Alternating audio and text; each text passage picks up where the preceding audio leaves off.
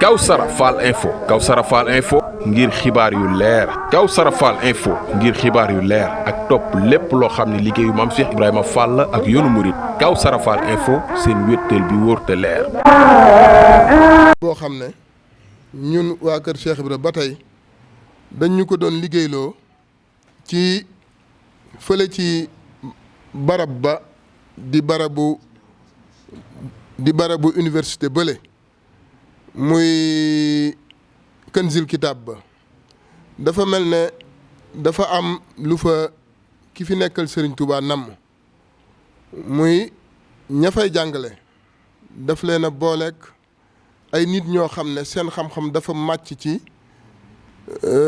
yëkkati barab boobu ba mu tolloog barabu jàngukaay yi ci àdduna yëpp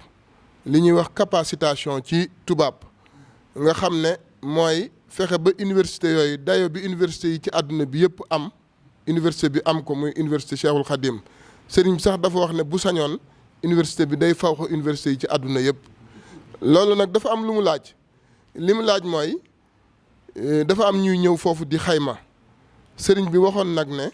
nañ fexe ba ñuy ñëw di xayma laata ñuy ñëw ñu fexe ba li wër université bi ñu yeesal ko li nekk ci biir université bi ñu yeesal ko ba mu dëppoo méngoo ak université ni mu war a mel loola nag sëriñ bi joxe na ci ndigal